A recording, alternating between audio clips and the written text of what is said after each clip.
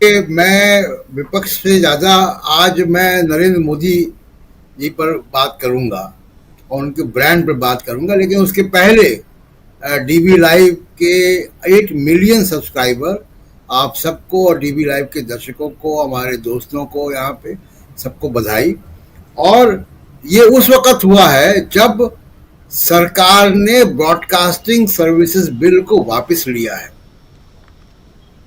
दोनों दोनों घटनाएं एक साथ हुई हैं राजीव जी, और ये भारत की पत्रकारिता पे कमेंट्री है कि किस तरीके से डिजिटल मीडिया की विश्वसनीयता बढ़ी है और किस तरीके से हिंदू मुसलमान करने वाला, नफरत फैलाने वाले मीडिया को लोगों ने रिजेक्ट किया है। उसको प्रोटेक्ट करने के लिए, उसको बचाने के लिए सरकार एक कोशिश कर रही थी कि डिजिटल मीडिया पर अंकुश लगाया जाए, उन पर सेंसरशिप लाई जाए। वो ब्रॉडकास्ट बिल सरकार ने दबाव के चलते वापस लिया है। तो उन लोगों को भी बहुत बहुत मुबारकबाद जिन लोगों ने दबाव बना के सरकार को मजबूर किया कि वो ब्रॉडकास्ट सर्विसेज बिल वापस करें। अब बात करते हैं मोदी सरकार की। देखिए, दो तीन बातें बहुत स्पष्ट रूप से पिछले 48 घंटे में जो हुई हैं। एक, नरेंद्र मोदी अपने राजनीतिक जीवन का सबसे मुश्किल दौर में प्रवेश कर चुके हैं। ये उससे ही मुश्किल है जब उनके बगल में बैठ के अटल बिहारी वाजपेयी ने उनको कहा था कि राजधर्म की सीख दी थी। आज की तारीख में उससे भी मुश्किल दौर में नरेंद्र मोदी पहुंच गए हैं। ब्रांड नरेंद्र मोदी लगभग खत्म हो चुका है, उसमें अब कुछ नहीं बचा। आखिरी कील होगी अगर माधवी बुच का इस्तीफा होता है या उनको सस्पेंशन होता है या उनको छुट्टी भेजा जाता है, जिसकी संभावना बहुत प्रबल है। मुझे नहीं लगता कि माधवी पूरी बुच अब तक की घटनाओं को देखकर बहुत लंबे समय तक सेबी में रह पाएंगी, या नरेंद्र मोदी ऐसी स्थिति में हैं कि उनको बचा पाएंगे। और माधवी बुच पे कोई कार्रवाई हो या उन पे दबाव बने और इस्तीफा दें या सेबी को छोड़ें या छुट्टी पे जाएं, इसका सीधा मतलब है कि नरेंद्र मोदी अब ऐसी स्थिति में नहीं है कि वो बचा पाए। ये मैं क्यों कह रहा हूं? अभी तक राजीव जी ये होता था कि खासकर जब भी हिंडनबर्ग की पहली रिपोर्ट आई और दूसरी रिपोर्ट आई, तमाम घोटालों के आरोप लगे मोदी सरकार पे, लेकिन मीडिया इस तरीके से हावी नहीं होता था। मैं उस मीडिया की बात कर रहा हूं जो बिजनेस मीडिया है जी। सारे अखबारों में बहुत डिटेल में डायग्राम समेत फ्रंट पेज पे संपादकीय लेख, बहुत क्रेडिबल लोगों के, विश्वसनीय लोगों के लेख आज आए हैं। और उससे लग रहा है कि एक दबाव जबरदस्त बना है जो थॉट लीडर्स हैं भारत के, उनके बीच में, कि सेबी में सब कुछ ठीक नहीं है। क्यों ठीक नहीं है सेबी में, मैं उस पर आता हूं। लेकिन एक नाम मैं लेना चाहता हूं, सुचिता दलाल का। सुचिता दलाल वो पत्रकार है राजीव जी जिन्होंने हर्षद मेहता का कांड एक्सपोज किया था। आज उनका एक लंबा लेख आया है, जिस लेख में वो कह रहे हैं कि सेबी की प्रेस रिलीज में किसी का साइन नहीं है। वो बता रहे हैं किस तरीके से जो है वो तार जुड़े हुए हैं। तो माधवीपुरी ने खुद एक्सेप्ट कर लिया है कि उनका इन्वेस्टमेंट था। अब जांच का दायरा वहां पहुंचना चाहिए कि माधवीपुरी का अपॉइंटमेंट कैसे हुआ था। पहली नॉन आईएएस ऑफिसर हैं। ये भी सवाल उठ रहे हैं कि क्या बोर्ड की कोई मीटिंग हुई है सेबी की जिसमें 3 भारत सरकार और रिजर्व बैंक के जुड़े हुए लोग बैठते हैं, बोर्ड में हैं उनके, जिसमें अजय सेठ है, डिपार्टमेंट ऑफ इकोनॉमिक अफेयर्स के सेक्रेटरी हैं, मनोज गोविल हैं, secretary ministry of corporate affairs के हैं, और राजेश्वर राव है, रिजर्व बैंक ऑफ इंडिया के डिप्टी गवर्नर है। ये 3 लोग सेबी के बोर्ड में हैं। जो सरकार और रिजर्व बैंक के लोग हैं। क्या इन बोर्ड ने कोई संज्ञान लिया? क्या सेबी की प्रेस रिलीज इस बोर्ड के माध्यम से आई है? क्या बोर्ड की मंजूरी थी? ये सब अभी डार्क में है।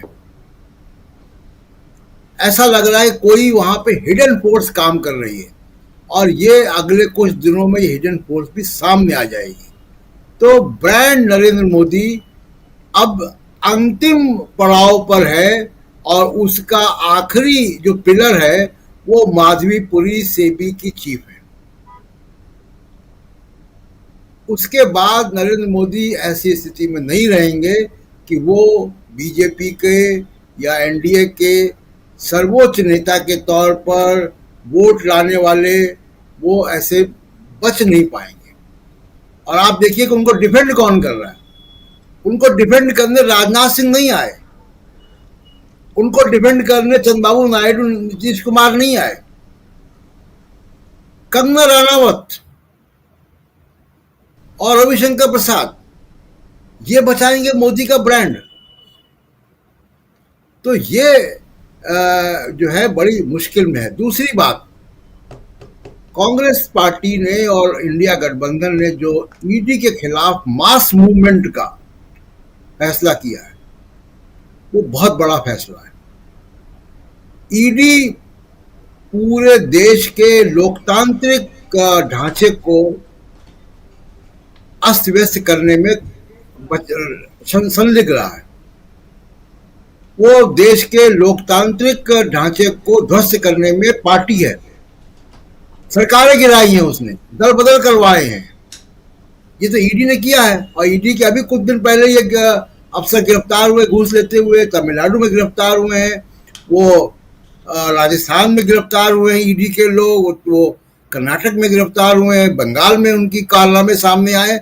ईडी और हमने इलेक्टोरल बॉन्ड का जब मामला सामने आया तब हमने देखा कि किस तरीके से इन्फोर्समेंट डायरेक्टरेट जो है वो एक बड़े पैमाने पर वसूली का नरेंद्र मोदी सरकार के लिए या बीजेपी के लिए वसूली का एजेंट बना हुआ था। तो ईडी के खिलाफ एक मास मूवमेंट की जो तैयारी है वो बड़ा संदेश है, और उसमें मुझे लगता है कि इंडिया गठबंधन को जनता का भी सहयोग मिलेगा, और इंडिया गठबंधन को कम से कम जो मास बेस्ड ऑर्गेनाइजेशंस हैं, चाहे वो किसानों की ऑर्गेनाइजेशन है, मजदूरों की ऑर्गेनाइजेशन है, एम्प्लॉयज की है, छात्र संघ है, उन सब का साथ लेना चाहिए। क्योंकि इन्फोर्समेंट डायरेक्टरेट देश के लोकतंत्र को कमजोर करने का काम कर रहा है। ये बहुत बड़ा आरोप है और इसके पीछे कारण है और सामने है कारण। जिस तरीके से महाराष्ट्र की सरकार गिराई है, जिस तरीके से इलेक्टोरल बॉन्ड में वो बीजेपी के एजेंट, वसूली एजेंट की तरह काम कर रहे थे, ये सब चीजें ऑन रिकॉर्ड है। और अभी सुप्रिया सुले का बयान आया है, कल ही की प्रेस कॉन्फ्रेंस है जी, वो कह रही है कि जब भी वो लोकसभा में भाषण देती हैं, इनकम टैक्स का नोटिस उनके पति के पास जाता है। तो ये Madhavi Buch, ED, income tax, CBI, ये जो पूरा एक गिरोह है, ये भारत के लोकतंत्र, संवैधानिक लोकतंत्र के खिलाफ काम कर रहा है। इसको जनता को समझाना पड़ेगा और इनके अफसरों को भी समझना पड़ेगा जी, क्योंकि वो रेवेन्यू ऑफिसर हैं, रेवेन्यू सर्विसेज के ऑफिसर हैं। भारत के संविधान की शपथ लेके वो सर्विसेज को ज्वाइन करते हैं। उनका एक पॉलिटिकल पार्टी के वर्कर की तरह काम करना उस शपथ को भी झुठलाता है जो शपथ लेकर वो आते हैं।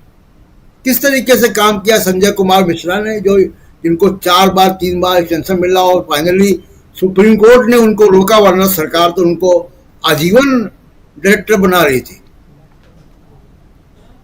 तो ये बहुत महत्वपूर्ण बात आज वहाँ इंडिया गठबंधन में हुई है। तो ये 2-3 बातें हैं जो बहुत इंपॉर्टेंट हैं। और महाराष्ट्र के इलेक्शन में, अगले इलेक्शन में कहाँ फंसे हैं ये लोग बीजेपी गठबंधन, इसकी चर्चा मैं अगली बार जब आऊंगा तब करूंगा। बिल्कुल बिल्कुल। महाराष्ट्र में ये इंडिया गठबंधन की क्या तैयारी है